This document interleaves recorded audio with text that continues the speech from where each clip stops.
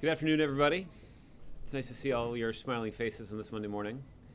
I'm joined this morning by the Secretary of Education, Arne Duncan. As you know, he's preparing to have lunch with the President and a handful of teachers who are here at the White House in a few minutes. And so we thought we'd bring him to the briefing room while he was here to talk about some of the announcements that were made at the Department of Education today to make sure that we have a good quality teacher in every classroom. So with that, we'll let Secretary Duncan make some opening remarks. Then we'll take your questions, and after that, we'll move on to our other business today. So, Mr. Secretary. Thank you, Josh.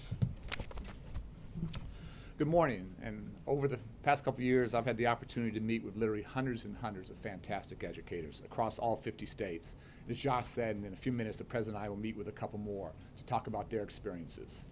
Helping all students reach their full potential is quite simply the life work of America's great teachers and principals. And these educators absolutely know the enormous challenges that students growing up in poverty can face.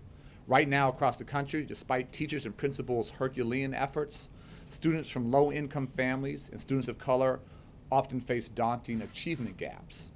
On the 2014 NAEP assessment, only 24% of students eligible for free lunch were proficient on the fourth grade math test, compared to almost 60% of other students.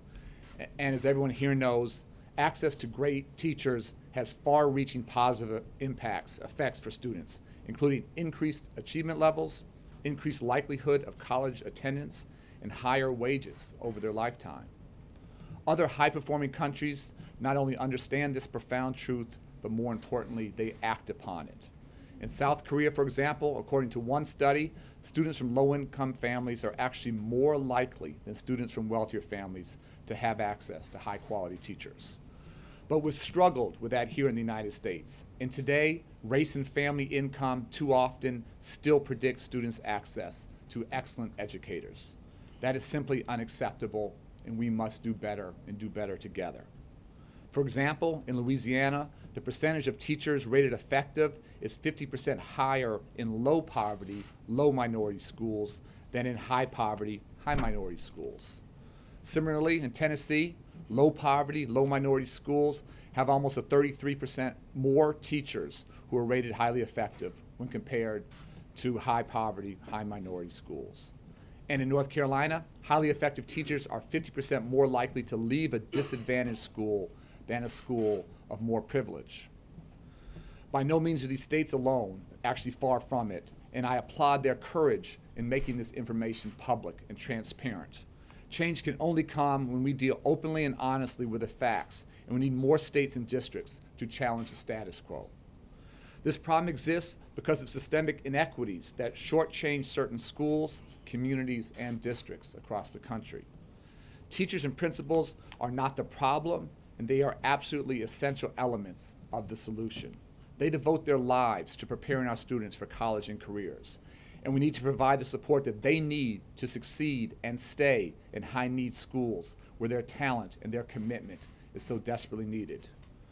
Today, in collaboration with our partners, we launched the Excellent Educators for All initiative, a three-pronged strategic effort to help states and districts support great teachers and principals to come to and stay in high-need schools and communities. First, we're asking states to submit comprehensive plans to ensure progress towards educator equity based on data and input from teachers, districts, and community groups, and to submit that to our department by April 2015. Second, this fall, we'll use $4.2 million to launch the new Educator Equity Support Network to provide states and districts real-time support in developing and implementing their plans. And third, this fall we'll publish educator equity profiles to help states use data to identify gaps in access to expert teaching for low-income and minority students, as well as high-need schools that are consistently beating the odds and that can serve as examples for other schools across the nation. We will update these profiles every 2 years using our Civil Rights Data Collection Project and monitor states' progress towards their goals. And we urge states to publicly report their progress on their own metrics each year, encouraging ongoing public dialogue, input, and ideas, and revise their plans as necessary. This announcement builds on months of outreach to crucial partners at every level, including an inspiring conversation hosted by the Council of Chief State School Officers with state and civil rights leaders, and I want to thank CCSSO for being a fantastic partner. We'll keep pushing each other to be bold, to act with urgency, and to meet these tough challenges with thoughtful, creative solutions. The simple truth is that all students deserve excellent educators, and all educators deserve our full support. To reach these goals, there are no magic bullets or quick fixes, and the best ideas, quite frankly, won't come from any of us here in Washington. We want to help states and districts to be creative in recruiting, supporting, and retaining excellent educators in high-need schools. And we want to encourage them to involve and listen to the teachers and principals who are doing this hard work every single day. This is one part of a larger educational equity conversation in which we're working to promote fiscal equity as well as equal access to high-quality preschool, rigorous college and career-ready coursework, social and emotional supports, and fair and appropriate school discipline policies. Our department won't require any particular approach, but I can share some common themes that we have consistently heard from fantastic teachers and principals across the nation who are doing this work. First, great teachers follow great principals, so we should all work to improve the quality and stability of leaders in high-need schools. Second, great teachers want to work in a team with other great teachers and need time to collaborate, so we need to help provide flexibility to allow this to happen.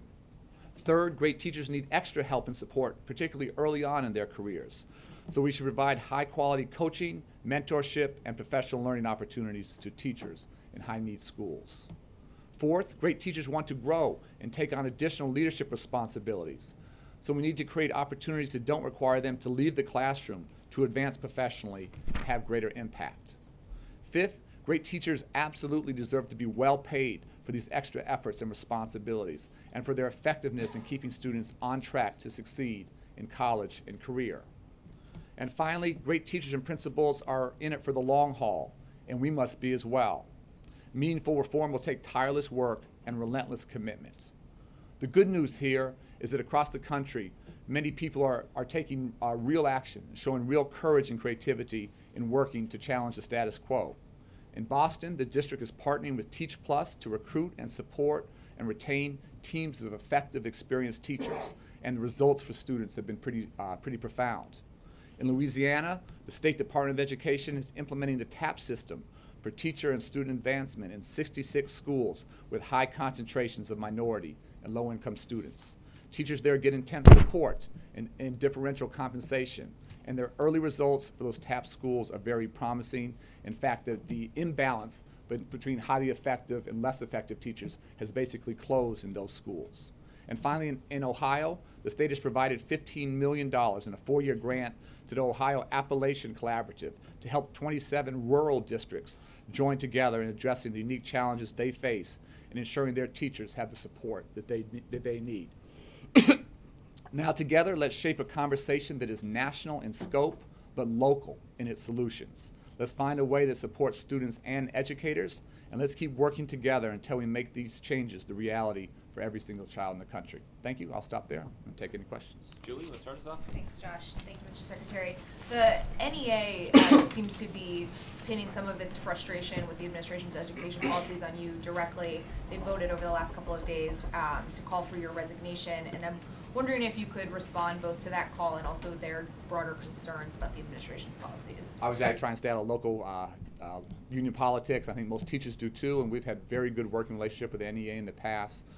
Meet every month for breakfast with them, have worked together on a national labor management summit conference every single year. They, as you know, elected a new president, and we wish her the best of luck and look forward to working very closely with them as we move forward. Mr. Secretary, you did not mention tenure in your points of emphasis in this initiative.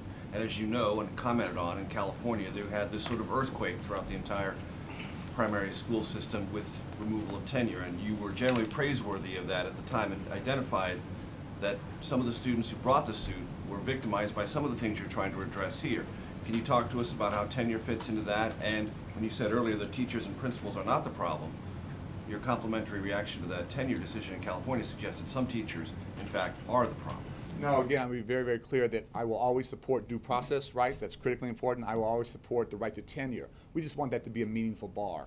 I think there in California, I think some folks were getting tenure after 18 months.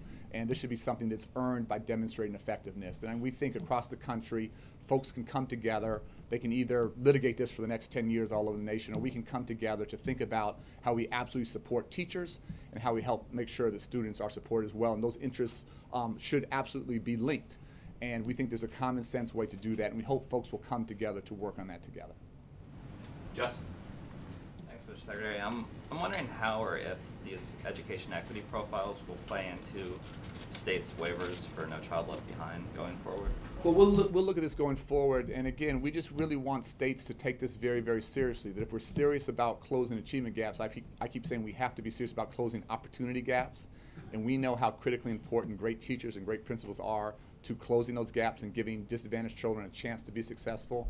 So shining a spotlight on this, having courageous conversations, we think is very, very important to going where we need to as a nation. Will you link it explicitly to those waivers? I know that's something that the department had talked about before. We'll look at this as a piece of many things we're considering, but again, having states focus on this and have public, transparent conversations about where they are, where they're trying to go, and then publicly what progress they're making towards those goals, we think this is a really important exercise for the nation to undertake. Bill?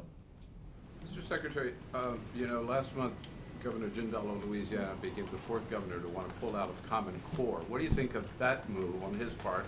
And how do these new reforms you're talking about today relate to Common Core? Are they on top of it, instead of it, in addition to, or what?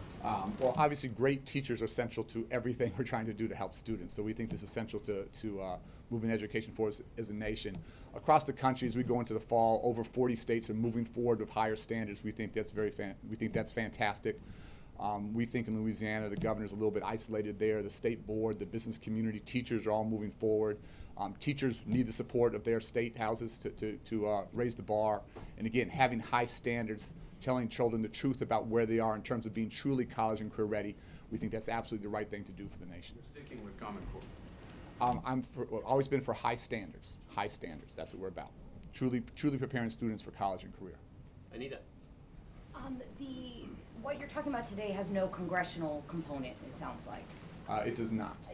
Is this coming about because you asked Congress to do something that they wouldn't do? This is more of a pen phone thing that the president's looking at, or where does Congress fit in?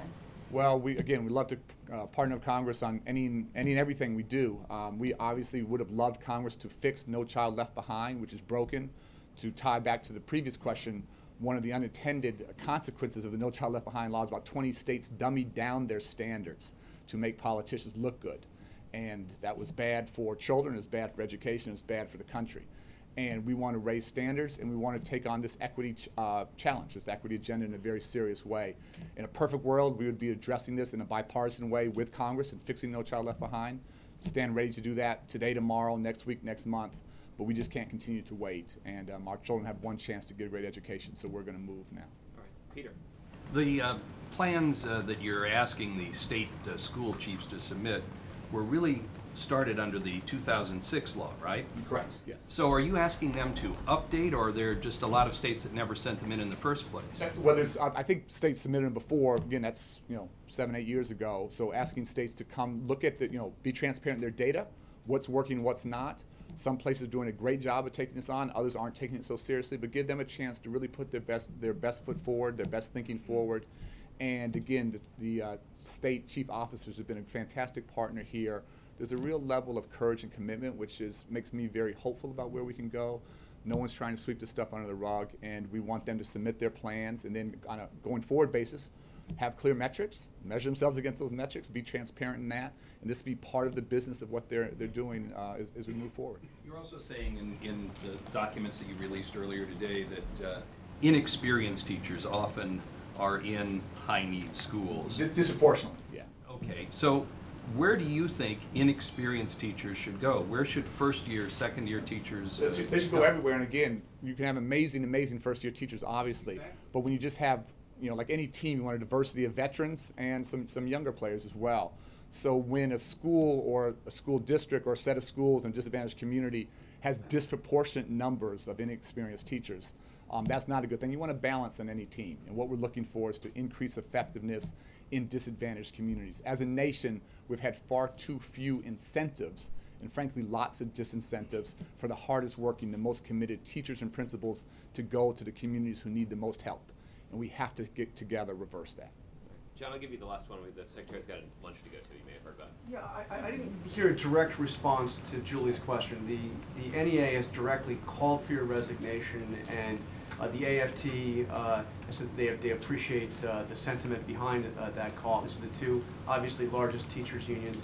I'd like to hear a direct response to that. And also, is it an indication that when it comes to the kind of reforms that you and others have been pushing over the years, whether it be on things like tenure, expanding charter schools, being able to remove ineffective teachers, have the teachers' unions simply been an obstacle to reform? No, again, the reality is much more complex than that. For example, today in this announcement, Randy Weingarten, the head of the AFT is standing with us. And the NEA is just finishing up their convention. Were they not at their convention, I think they probably would have stood with us on this. And so we agree on many issues. We disagree occasionally. Again, I don't get caught in union politics. We continue to work very closely with both major unions. We work very closely with state unions as well, and generally have had very good working relationships. Mr. Secretary, thanks for coming. Thank you.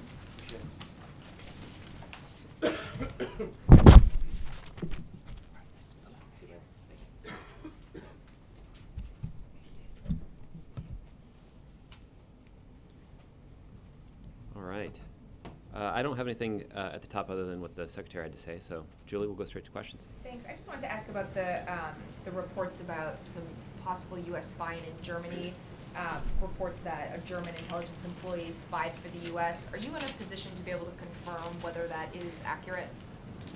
I'm not in a position to do that, Julie. We've seen those reports, and we are aware that a German citizen was arrested over the weekend, and alongside the claim that he was purportedly working with a U.S. intelligence agency. The reason I can't comment on this particular matter is it involves two things. The first is a pending German law enforcement investigation. I would not want to get ahead of that or interfere in that investigation. In addition, it obviously goes to purportedly direct intelligence matter as it relates to the United States, and that's not something that I frequently comment from the podium here. What I can say more generally, though, is the relationship that the United States has with Germany is incredibly important.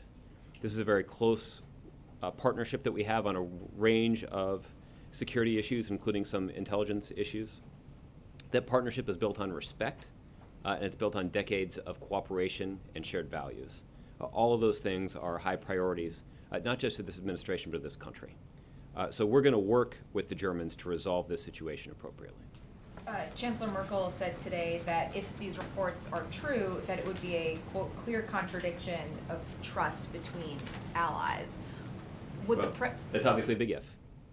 But if this were to be true, if this were to be the kind of spying and intelligence work that the U.S. does in a country like Germany, a close ally, is that something that the president would be comfortable with, given that his close ally, Angela Merkel, would see it as a clear contradiction of trust? Yeah. Well, look, I understand the purpose of the question, but it is based on the hypothetical on a matter that I'm not prepared to discuss from this standpoint.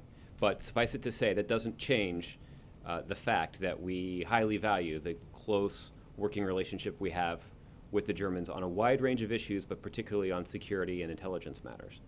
That cooperation is very important to the national security of the United States and our allies. We value that partnership. Again, it's built on a lot of shared trust, it's built on friendship, and it's built on shared values. And we value that relationship, and that's why we're going to work through this matter and ensure that it's resolved appropriately with the Germans. Is this something that came up in the conversation that the president had with Chancellor Merkel on Thursday? And if not, has he spoken with her since then, or does he have any plans to speak with her? It did not come up in the call. The announcement of the arrest was made by German law enforcement officials on Friday. The call between the president and the chancellor occurred on Thursday. Does he have plans to speak with her? Not that I know of. Mark? Thanks, Josh. You said that the president would prepare a supplemental spending request with regard to the border situation.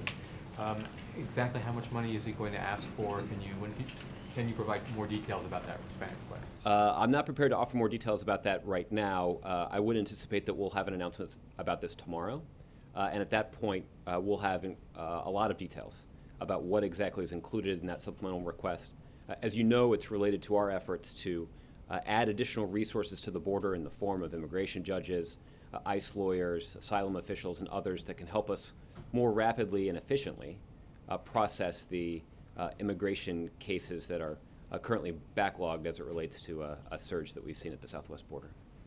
And with regard to the plan to either move or hire more judges to handle those situations along the border, are there concerns that you will be displacing judges from necessary work elsewhere in the country and creating backlogs elsewhere? Mm-hmm.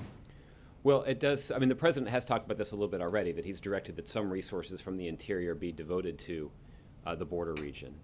I know that it is a view that is shared among both Democrats and Republicans, that there is work that we can do to continue to secure the border, and processing these cases through the immigration system is a part of that. It also is a part of our commitment, this administration's commitment, to dealing with these cases in a humanitarian way, that there are due process rights that are afforded to these individuals. The president believes it's important for those due process rights to be respected. At the same time, we should have a process that is efficient and that reflects the state of U.S. law. This administration is committed to enforcing that law, and if we can deploy additional resources and ensure that this law is being enforced efficiently, then we're interested in doing that. There is an element of that the president can do on his own in terms of devoting resources that already exist from the interior and sending them to the border areas. It also is why we're seeking additional resources from Congress, again, to further supplement the resources that are being deployed to solve this problem. Can I just confirm, you spoke about this last week, but the president still has no plans to visit the border specifically during his trip to that part of the country later this week? That's correct. Okay. Margaret? A couple of quick cleanups on this. Sure.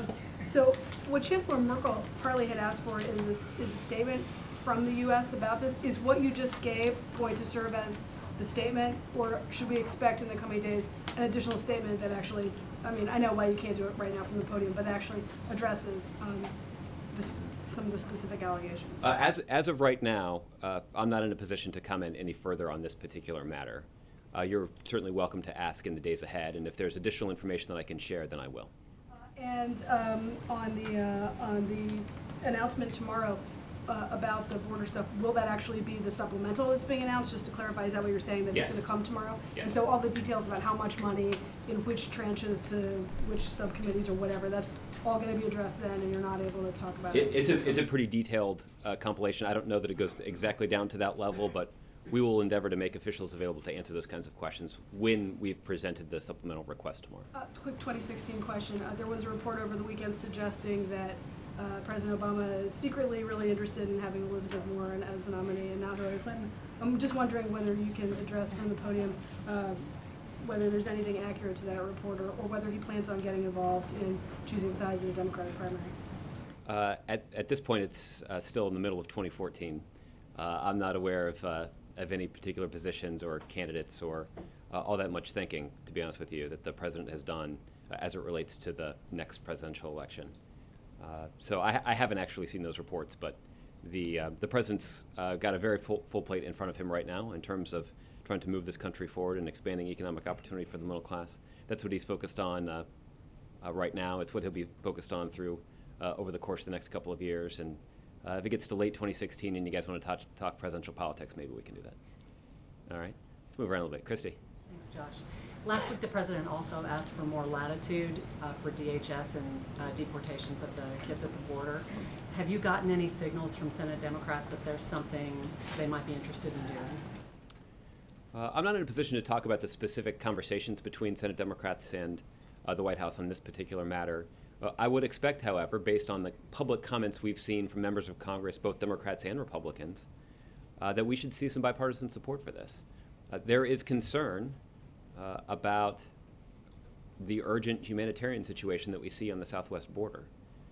Giving the Secretary of Homeland Security additional authority and discretion that he can use to confront that situation more efficiently, making sure that we are acknowledging the humanitarian issues that are at stake while also enforcing the law is a priority. It's the priority of this administration, and if you listen to the public comments of Democrats and Republicans, it sounds like it's a bipartisan priority. So we're certainly hopeful that when we're in a position to be more specific about what kind of discretion, or maybe I should say it this way, when we're in a position to be more specific about what kind of authority we're seeking for the Secretary of Homeland Security to be able to use to confront this situation, we're hopeful that the response will be, if not unanimous, at least bipartisan in its support for him getting that authority. However it is that you end up crafting that, how do you get around the fact that there are many Senate Dems who don't want to do any little thing without also doing a comprehensive immigration reform? I mean, how do you make that case? Yeah. Well, first of all, there's no reason that, well, there is one reason that comprehensive immigration reform hasn't gotten done, and that's simply because we've seen House Republicans block a compromise proposal that already passed with bipartisan support in the Senate from coming to the floor of the House for a vote. If that common sense bipartisan proposal that passed the Senate got a vote in the House of Representatives, we're confident it would pass. So we certainly are familiar and even share that sentiment that that action on a comprehensive immigration reform proposal is necessary. What's also necessary, though, is that we deal with this urgent humanitarian situation that's cropped up in the last few weeks in the form of a spike of illegal migration from Central American countries. So what we're seeking is additional authority that can be used by the Secretary of Homeland Security to deal with the situation in a humanitarian way, in a way that's in line with our laws, which means that those who seek to stay in this country go through the due process that's afforded them through the immigration courts. At the same time, there is a commitment on the part of this administration to enforce the law and to make sure that everybody in this country and people in Central American countries understand that enforcing the law means that if you do not have a legal basis for remaining in this country, that you'll be returned to your home country. And that is also the case, and that's also one of the reasons that we are seeking this greater authority that could be used by the Secretary of Homeland Security. George, I'm going to call on you, even though your Indians took 2 or 3 from the Royals this weekend. Should have taken 3. You still get a question today. Okay. Following up on what you just said, you say there's an urgent humanitarian situation. Are you not at all concerned about the optics? The president can fly to Texas to raise political money, but he can't go see this urgent humanitarian situation? We're not worried about those optics, George, and that's simply because the president is very aware of the situation that exists on the southwest border. Senior administration officials from the Secretary of Homeland Security, the Secretary of HHS, top CBP officials, even some senior White House officials have traveled in the last several weeks to the southwest border. What they have seen is troubling. We've seen this influx of illegal migration from Central America. What they've also seen, however, though, are the efforts of FEMA working closely with DHS and HHS and the Department of Defense to set up detention facilities to ensure that while those who are apprehended are detained in a humanitarian way, the law requires that. And again, this is something the administration is committed to, is enforcing the law. So the president's well aware of what's happening along the southwest border, and that is why you've seen the wide range of steps from the authority the president already has to enforce the law. You've also seen, and we'll get more details tomorrow, on the request the president will make of Congress to give the administration additional resources that can be used to address this problem. It's my view, and I don't think that this is an unreasonable one, that those who share the president's concern about this situation will be supportive of ensuring that the administration has the resources necessary to deal with the situation. And those who are genuinely concerned about the border more broadly should also be strongly supportive of efforts to make a historic investment in border security, should be supportive of an effort to level the playing field for businesses who hire immigrants. And those individuals who say that they're concerned about the border should also be supportive of the kind of compromise, common sense, bipartisan proposal that'd be good for the economy and would reduce the deficit. So all of those things are contained in the common sense proposal that passed through the Senate. And those who are concerned about the president's travel this week should also be concerned about their support for a piece of legislation that would address so many of the problems that they claim to be concerned about. Okay. Vaquera. Sure. So when you say you want to expand the authority of the DHS Secretary to deal with this problem, I'm assuming you mean expedite and streamline the process by which the these folks can be processed through To make the process more efficient. Okay. Yes. But can you do anything about one of the bottom line issues here? And that is, these young people and their families, they come into the country, they cannot be turned back immediately. They essentially have to be dispersed either with family members who already live here throughout the country, they have to be dispersed throughout the country. You can't expedite the process, or can you, to the point where they never are introduced into American society, and therefore, you know, what, some 80, 90% of them never show up for their judicial hearing. Well, Mike, the law requires, this is an anti-trafficking law that was passed by Congress in 2008 and signed into law by the previous administration. So we should be clear about the law that this administration is enforcing. That law mandates how children from non-contiguous countries are treated in the immigration system. What we are seeking is for that process to be made more efficient. And there are a variety of ways in which that process can be made more efficient. Some of it by exercising authority that the administration already has, and some of it by exercising authority that the Secretary of Homeland Security seeks, but doesn't yet have. The bottom line, though, is that the law will be enforced. And what that means is it means that these children who have been apprehended will go through the immigration court process. And if they are found to not have a legal basis for remaining in this country, they'll be returned. I mean, it is fair to say that it's unlikely that most of the kids who go through this process will not qualify. It's unlikely that most of the kids who go through this process will qualify for humanitarian relief, which is to say that most of them will not have a legal basis, will not be found through that court process to have a legal basis to remain in this country. The real world problem is that many of them don't submit themselves to the process. They never appear in court. Well, that's one of the reasons that we're seeking these detention facilities that actually can house more children in a humanitarian way, that we can deal with this backlog more efficiently. That's one of the reasons that we're seeking additional judges and asylum officials and ICE lawyers, so that the wait is not so long, so that this whole process can run more efficiently in a way that is consistent with our values about the way that human beings should be treated, but also in a way that's consistent with what the immigration law requires.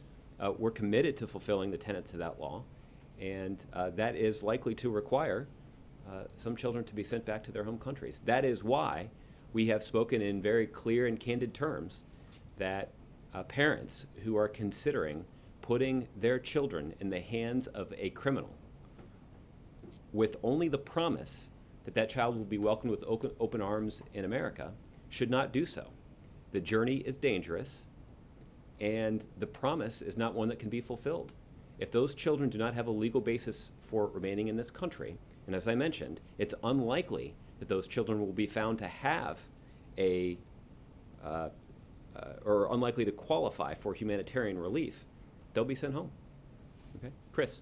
Thanks, Josh. So I just want to clarify, and pardon for looking at it in the different ways. So you're saying most of these children who have been in these desperate situations will be returned to their homes in Central America. That's your estimation, because that's not what we heard, certainly not in that clear of a statement from Secretary Johnson yesterday. Well, a couple of things about this. First of all, there is due process. So we're going to respect that due process. So I'm trying to be very careful about the way that I'm phrasing what I'm saying here. Each case is specific and will be treated on a case-by-case basis. That's what the immigration law requires. That's why, again, we're seeking additional judges and lawyers and asylum officials who can process these claims more quickly to make sure that each case is heard and given the requisite amount of attention. However, based on what we know about these cases, it is unlikely that most of these kids will qualify for humanitarian relief. And what that means is it means they will not have a legal basis for remaining in this country and will be returned. We also know that about 600 minors were ordered deported each year from non-border states over the last decade or so. 95 were deported last year, according to records. Even as this flood from Central America 5 times more than 2 years earlier, has been pouring across the southwest border. So why do you think now that more children will be sent back when at least recent indications are that that has not been the case? Well, because we'll have additional resources that we can use in the court system. Additional judges, additional lawyers, additional asylum officers. At which things will be moving? Well, what we will do is we'll be able to put in place we'll be able to add capacity to the system that will allow these claims to be processed more efficiently. Again, that is in the best interests of both those who are seeking to enforce the law, like this administration is committed to doing. It's also in the best interest of the humanitarian concerns that many people have about the treatment of these children. So additional resources will allow these cases to be processed more efficiently. The thing that's important for people to understand, just from a policy matter, is that the overall apprehensions along the border have only risen by a slight amount. What we have seen, though, is we've seen a significant increase in apprehensions and processing of children and individuals from Central America. That there's one certain segment here that accounts for this spike. The overall levels are not that far above what we've seen over the last few years. And what we've seen over the last few years is a historic low in terms of apprehensions at the border. So you're talking about outside of Guatemala, Honduras, El Salvador. Yeah, I mean, in terms of the broader border security situation, we remain near the historic lows that we've been at for the last several years. There is, however, a spike in this specific population, and we would like Congress to give the administration additional resources to deal with these cases more efficiently while respecting the basic due process rights that each of these individuals has. But in terms of enforcing the law against adults who are apprehended at the border, or even adults with children that are apprehended at the border, that hasn't changed either. And it's important for people to understand that that the efficiency of that enforcement process has also improved, and that the bottom line is this administration's commitment to enforcing the law at the same time that we respect the basic humanitarian needs of those who are apprehended. Okay, let's move around a little bit. Nadia. Josh, what do you make of the video over the weekend where the head of the state of the Islamic State in Iraq, Abu Bakr al-Baghdadi, appeared to be speaking to his follower in Mosul, which is the second largest city in Iraq? Is he challenging the U.S., and what does it say about your cooperation with the Iraqi government? I've seen the reports of that video, Nadia. We have not, at this point, been able to determine the authenticity of that video. So that is something that's currently being reviewed by the intel community and by the State Department. Since that video has not been authenticated, I'm not in a position to comment on it at this point. Another relevant matter. Also, Al-Qaeda mounted an attack in Yemen, across the Saudi border. You have been cooperating with the Yemeni government over the years, especially with the drone attack. What does it say now about this new attack? Since the president says that Al-Qaeda leaders are on the run, are you reviewing your assessment of their ability now, especially in Yemen? I have not actually seen the reports of the situation that you're talking about, so we're going to have to follow up with you on that matter. Okay. Cheryl? Thanks, Josh. There are only a few legislative days left until next month, and the Highway Trust Fund is going to be running out of money. Is there a proposal on Capitol Hill that you've seen to pay for that, to replenish that fund? Well, the proposal that I've seen that I like the best is the one that was put forward by this administration. It is a common sense proposal that certainly deserves the kind of bipartisan support that unfortunately is all too rare in Washington these days. The proposal put forward by the administration, as you know, Cheryl, involves closing loopholes that only benefit the wealthy and well-connected. And closing those loopholes generates some revenue that could then be used to invest in the kind of infrastructure that benefits everybody. Those are the top end and middle-class families all across the country. It also would create a lot of jobs and would support a lot of jobs that are at risk if the trust fund itself is threatened. So there are a lot of reasons that what we put forward is a common sense proposal. We're certainly open to reviewing other proposals that others may put forward. But in terms of how we think this important piece of business should get done, we've been pretty clear about what we think is the proper path forward. Okay? Ed? Josh, one bit of housekeeping on the budget request on immigration. Yes. Is it only going to be immigration, or there's talk on the Hill about dealing with wildfires? The president's asked for money as well to battle terrorism overseas, these terrorism partnership funds, et cetera. Is this only immigration or? No, it will include some of these other things as well, I believe, but we'll have more details on that tomorrow. Okay. You've repeatedly said this morning that the administration is committed to enforcing the law. That's right. In the immigration situation. If that's the case, why couldn't your Homeland Security Secretary say that when asked repeatedly on NBC yesterday? He could not say what you said. Mm-hmm. What the Homeland Security Secretary was very clear about is our commitment to enforcing the law and making He sure. asked that 4 times, and he kept talking about other options. And he was asked very directly about whether or not this administration is committed to enforcing the law, and that's exactly what we are doing. Are they going to be deported or not? Will most of these children we see in this situation be returned to their homes? Mr. Secretary, quote, there is a deportation proceeding that has commenced against illegal migrants, including children. We're looking at ways to create additional options for dealing with the children in particular. Mm-hmm. What are those additional options? Is he enforcing the law or just looking for other options? Well, as you know, Ed, what the 2008 law requires, it requires some very specific handling of children who are apprehended on the border, who originated in Central American countries. And so when he's talking about additional options, he's talking about more efficiently processing them through the system. And in some cases, that means sending them back to their home country.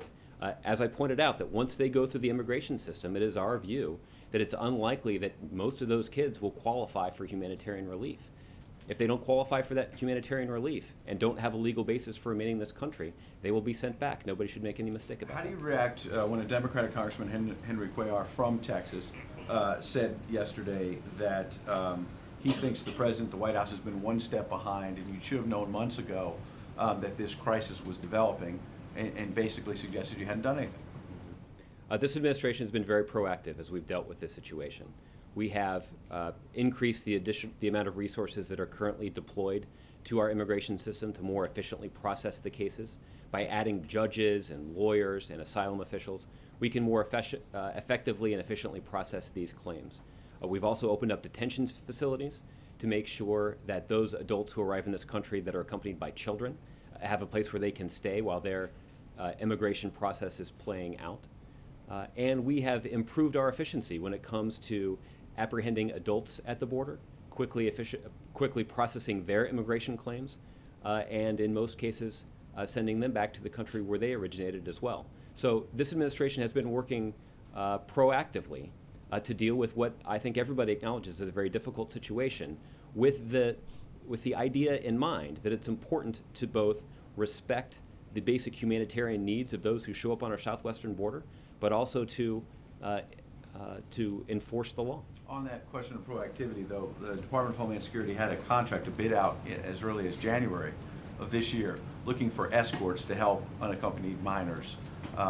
If the administration back in January had a contract out there looking for escorts to help these kids, doesn't that suggest the administration knew there was a wave coming and was not actually proactive if this contract was out there, but yet you still had the problem develop? For questions about the contract, Ed, I'd check with DHS. I'm not aware. Last one, Senator Johnson from Wisconsin, as you know, has had this lawsuit out there pressing you on the health care law, suggesting that lawmakers in both parties and staffers should not have subsidies under the new health care law. It's getting a hearing in Wisconsin today. In addition to that, you've had Speaker Boehner, the president's push back on him in terms of his separate lawsuit dealing with executive actions. When you see this lawsuit potentially going forward on health care, how do you react to that? Well, I think that there are even some Republican members of Congress who've articulated that they both don't agree with the lawsuit that Senator Johnson has put forward, and they also don't believe that Senator Johnson's interpretation of the law is consistent with their interpretation of the law. So I know that there is some Republican disagreement about the wisdom of the law that Secretary Johnson is pursuing. What the president believes is that the whole goal of the Affordable Care Act in the first place was to lower health care costs, to expand access to quality, affordable health insurance for every American, including those who are employed by small businesses. We've been very clear about what those goals are, and I recognize that there may be some, like Senator Johnson, who don't share those goals. That's unfortunate. But our efforts to enforce this law and to implement this law in a way that maximizes benefits for the American people and expands access to health care is something that we're moving forward on. Major. I know you've spoken repeatedly about due process, but it also sounds as if you've prejudged the due process outcome. Could you address that? it would be inaccurate to interpret the comments that I've made here as an effort to prejudge that process. We are committed to the rule of law. And as I mentioned, I think, to Chris, it is important that each of these cases is adjudicated on a case-by-case basis, evaluating the specific claims of individuals who've been apprehended. That said, our general knowledge about those children from Central America that have appeared at the border in rising numbers over the last few weeks, that our knowledge, again, as a general matter of those cases, indicates that it's unlikely that the majority of those children will qualify for humanitarian relief. So that is just our effort to convey to you as much information as we have about this situation. It is in no way an effort to prejudge the due process that each of these individuals is entitled to. You don't think there'll be a practical or even indirect effect on those who are heading to head up to the border to carry out these due process procedures, to hear from the podium that before they even heard, most of them won't qualify for humanitarian relief? No, I don't. I think that the people that are being sent to deal with this problem are highly trained professionals that have a lot of experience in this case law, and that they will look very carefully at the specific claims of each of these individuals, and they will carry out those proceedings in accordance with the law. That is the instruction that they've received from the President and from the Secretary of Homeland Security, and that's what we have the high expectation that they will do.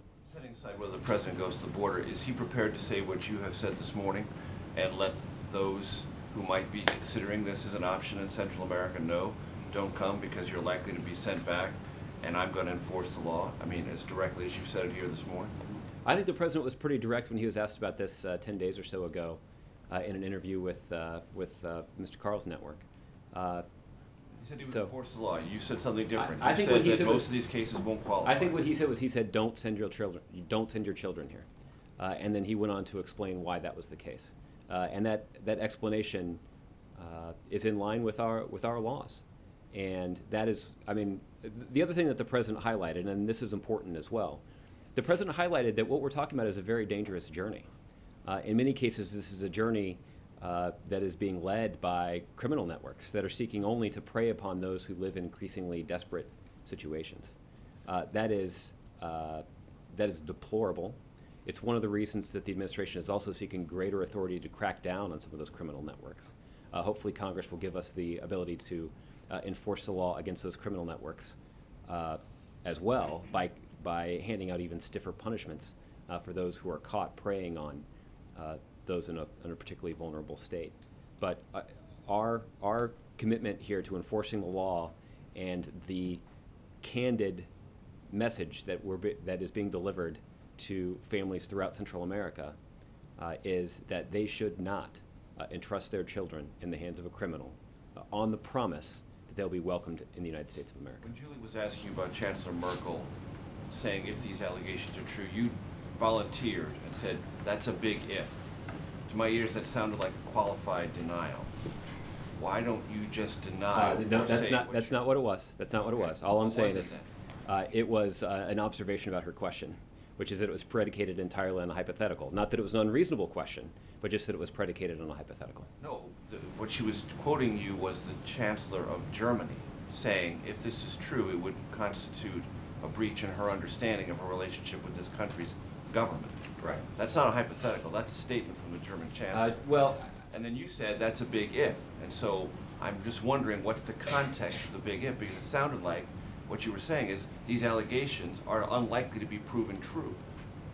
That's not at all what I'm saying. That is an assumption based on my effort to be as candid as possible with Julie. I'm not in a position to comment on this matter at all for the reasons that I cited earlier. This is an intelligence matter, and this is a matter that is under investigation by German law enforcement authorities. So I'm not in a position to comment on it from here.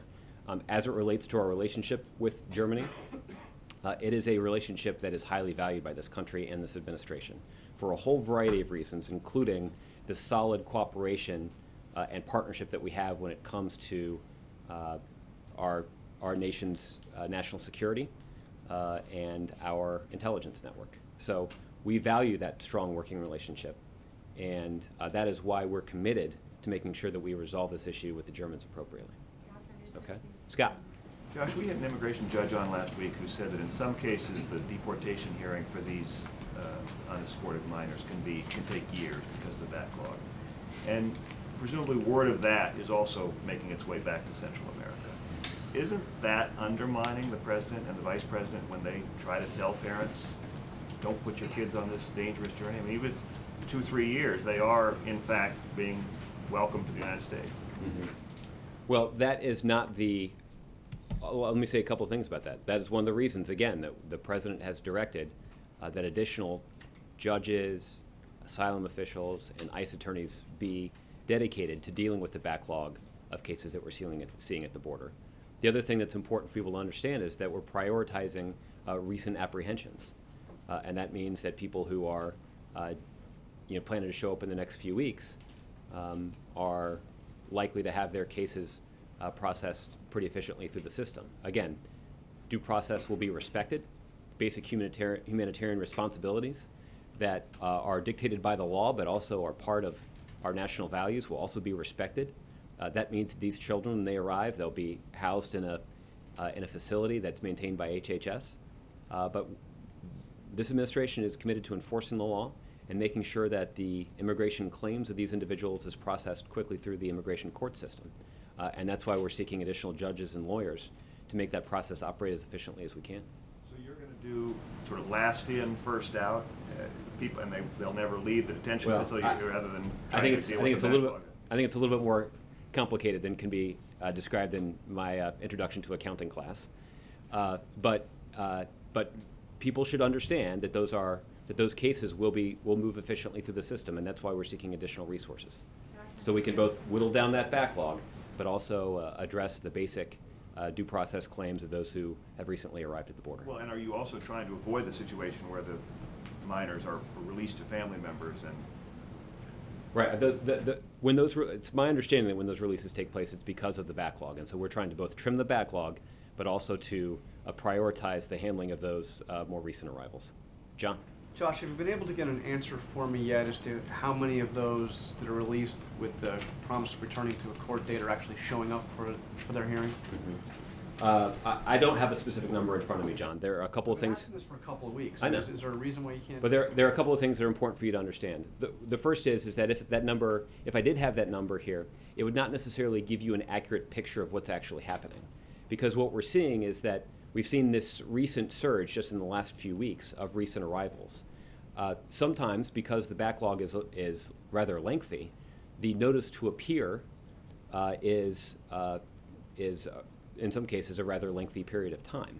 So that would not, those who are given a notice to appear but did not appear for their court date, that might not necessarily give you a very accurate picture of what exactly is happening. But it's a pretty small number, right? I mean, not many are showing up for their hearings, right? I don't have the number in front of me, John, but what we have. I mean, or is it closer to 10% than 100%? I think what the number would illustrate, if I had it in front of me, it would illustrate that the court system is not operating as efficiently as we would like it to, particularly in light of the recent surge at the southwest border.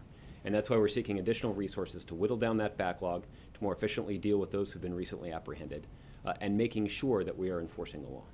So the LA Times filed a Freedom of Information Act request and got some of the numbers for previous years. And it showed that back in 2008, there were more than 8,000 minors who were sent back, who were deported. And last year, that number had fallen to less than 2,000. I mean, it was almost a fifth of what it had been. Right. Doesn't that show that what you were saying is disinformation when the smugglers promise that they'll be able to stay? I mean, effectively, it's true. This administration has not really been deporting minors. Well, no, John, what's important is the difference between 2008 and the more recent statistics that you're citing is the passage of that law by Congress in 2008 that was signed into law by the previous president. And what that law mandated was a difference in the way that children who arrive in this country from non-contiguous countries are treated in the immigration system.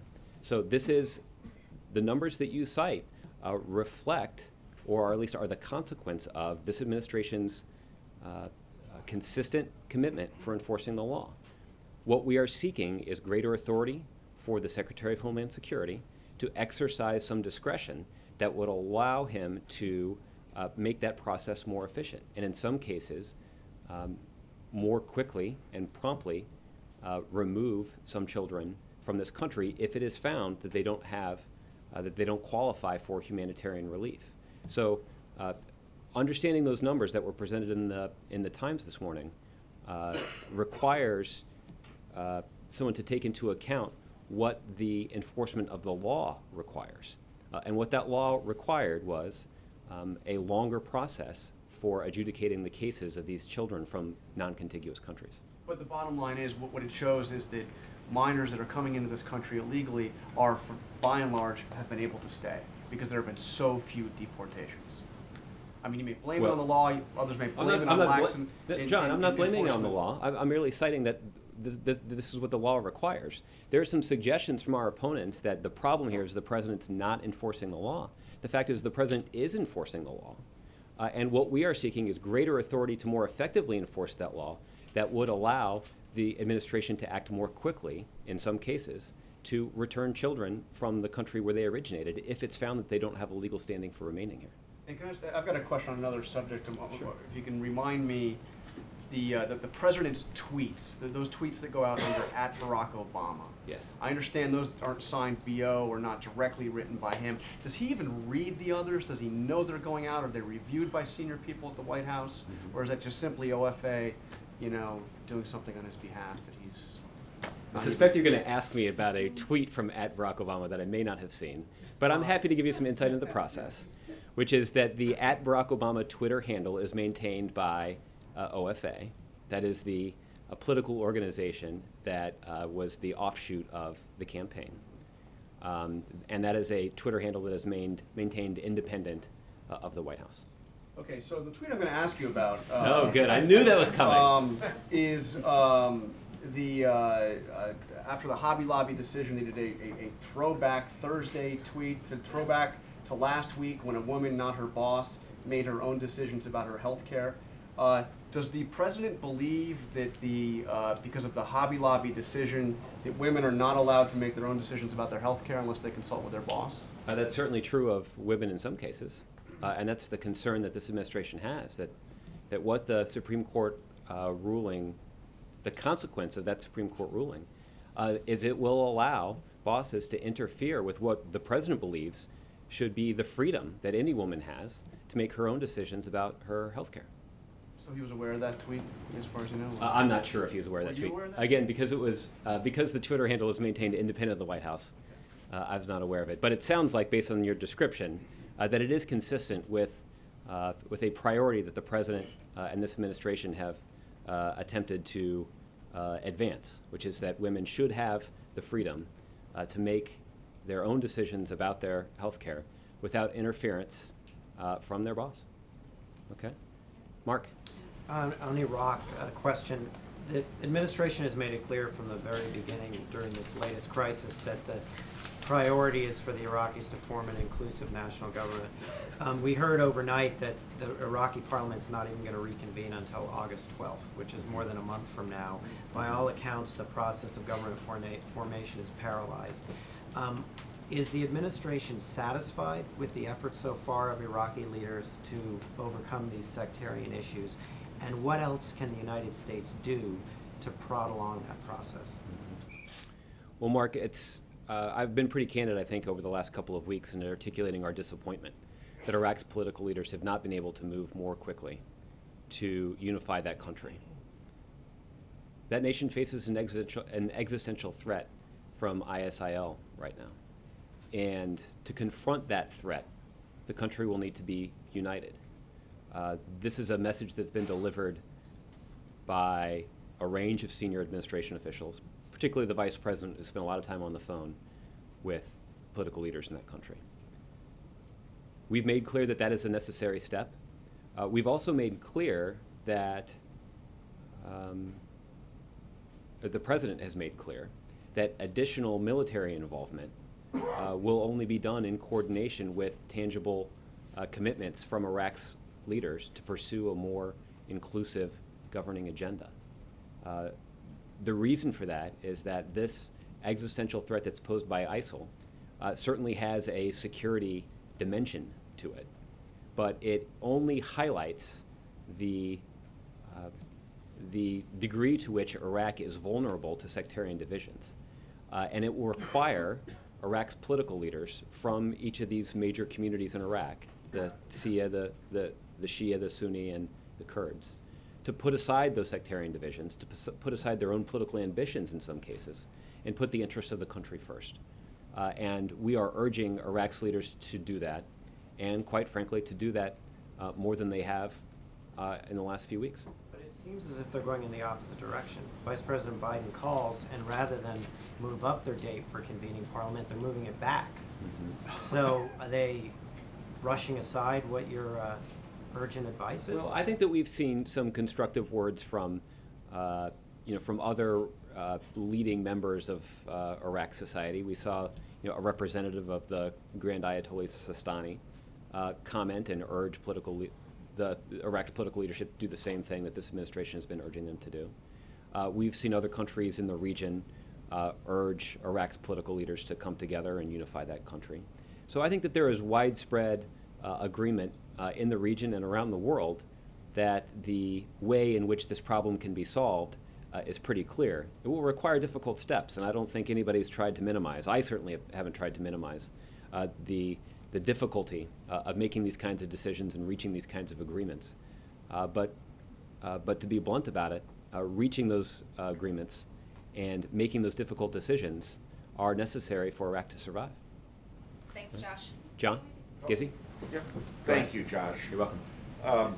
I was talking last week to the other Josh from Missouri, Josh Hawley, who was the co-counsel in the Hobby Lobby case. He's a Cardinals fan, by the way. That's unfortunate. And he noted that there are 50 other cases pending that involve nonprofits, such as Little Sisters of the Poor, Wheaton College, and others. And he said that the president, with the stroke of a pen, his words, could set aside all these cases with a new executive order that would either circumvent, using coruscatingly strong language, the previous executive order on health care that's caused all the cases, or designate third parties, such as the government or an insurer, to handle health care in which abortion-inducing contraceptives are involved. He said it would end all cases. Your comment on that, and is the president considering an executive order? Well, our belief, John, for handling this situation is that Congress, in the Hobby Lobby decision, struck down one part of a statute that was passed by both houses of Congress and signed into law by the president. So our view about the best way to resolve this situation is for Congress to pass a law. I am not naive about the difficulty that Congress has in taking steps like this. But in this particular matter, our first priority for resolving the situation is the passage of a new law through Congress. So no executive order? Well, I think what I said was our first priority is for Congress to take action, and that's what we would like to see. Michelle? Oh, sorry. Okay, Okay, you're good. so we've talked a lot about the core of the immigration problem right now concerning this group of kids as problems in their home countries. But really the problem for our country is that they're able to get past the border and this law that's in place that caters specifically to them. Would you agree that that is our problem right now? That that's our root cause of the humanitarian crisis that you've mentioned? Well, if we could enjoy some success and cooperation from some of these Central American countries that would stem the tide at the source, that certainly would be a benefit to our country. So that's why we are engaged in some pretty intensive diplomacy. You've seen just in the last couple of weeks, both the Vice President and the Secretary of State travel to that region, meet with leaders of those countries to try to deal with the situation there.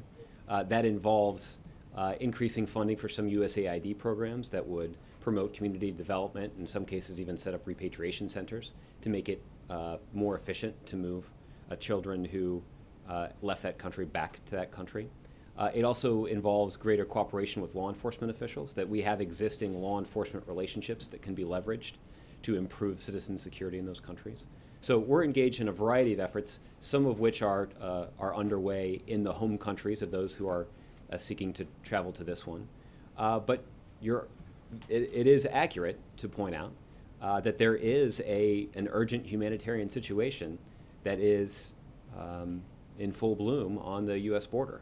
And that's why you've seen the deployment of additional resources to try to deal with it. So if enforcing the law has contributed to the crisis because we need to house them and deal with them through the courts, wouldn't the president then advocate for changing that law, or does the administration see some humanitarian value in that law, or do you think that expanding the leeway of DHS is going to be enough? Mm-hmm. Well, you're right that this is basically a multifaceted solution that we're proposing. The first is, and we'll always start with the bedrock requirement that we're going to enforce the law as it exists.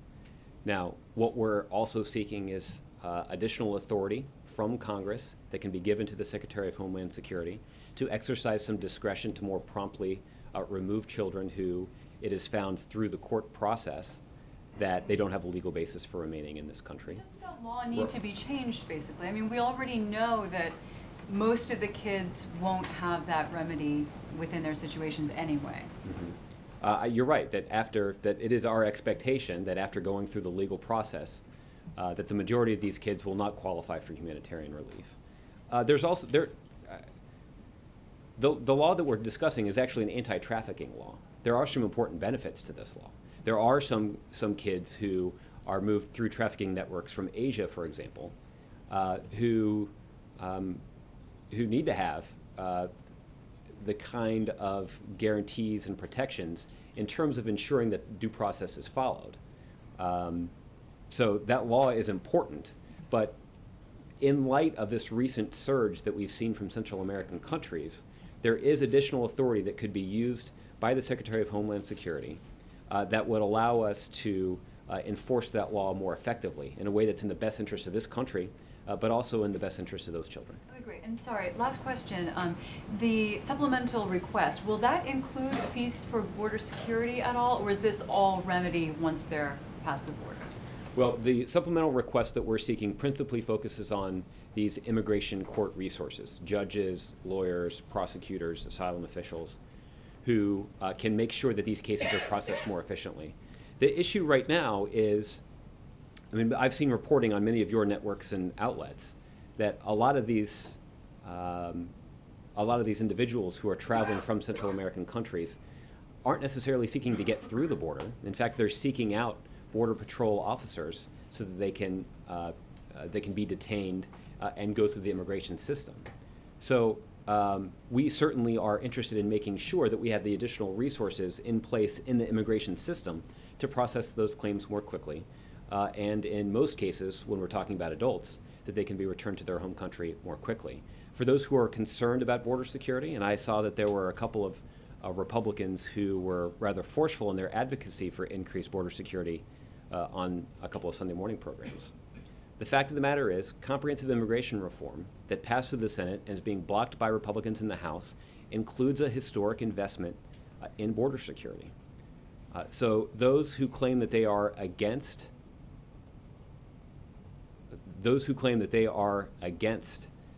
comprehensive immigration reform, but yet are committed to criticizing the president for his lack of effort to secure the border, are open to have their motives questioned, and I hope that they will be when they do additional interviews on your networks. All right, thanks everybody. Have a good Monday.